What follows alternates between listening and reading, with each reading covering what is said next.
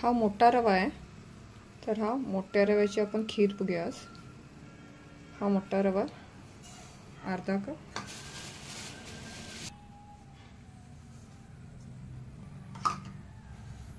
तर 1 कप इथं मी मोठा रवा घातलेला आहे. तर यामध्ये घालूया तूप. 2 चमचे तूप घालत आहे.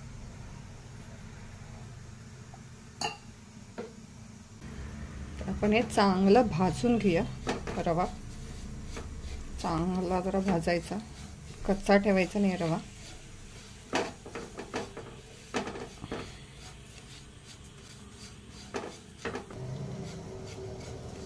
तर इथं हा मोठा रवा छान भाजून झालेला आहे.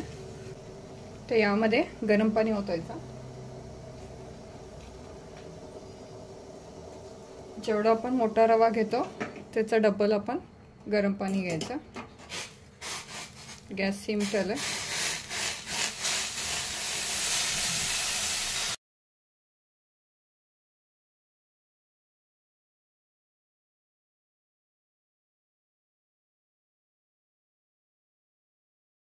तुम्ही घालत आहे शेंगदाणे, कच्चे शेंगदाणे घालायचं.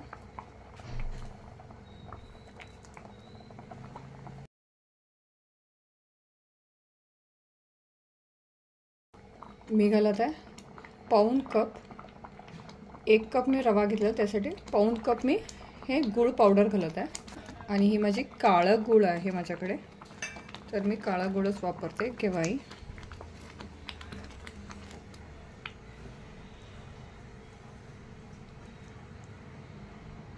तर आता हे चांगलं शिजायला देऊ आपण. तुम्ही बघू शकता काळा गूळ घातल्यामुळे छान खिरीला किती मस्त कलर आलेला आहे.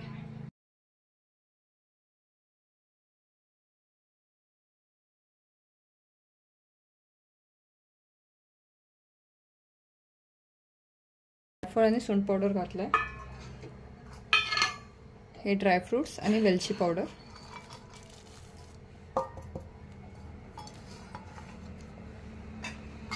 त्याला चांगलं मिक्स करूया एकदा.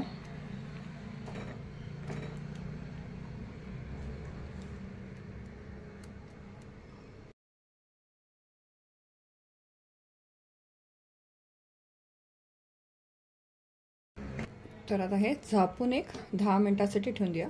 10 मिनिटांनंतर ओपन करून बघूया.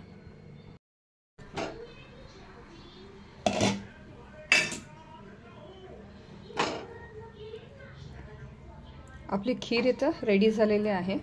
यामध्ये तुम्ही सर्विंग करताना दूध घालून तूप घालून सर्व करू शकता. तर मी नंतर दाखवते तुम्हाला कसं सर्व करायचं. आता हे मी खिसून घेतलंय खोबरं. तुम्ही खोबऱ्याचे तुकडे करून घालू शकता. आपण हे मिक्स करून झाकण लावून ठेवून देऊ. सर्विंग करताना मी दाखवणारच तुम्हाला. यामध्ये मी थोडंसं दूध घातलं आणि वरून तूप सोडलेलं आहे. तर तयार आहे आपली मोठ्या रव्याची खीर.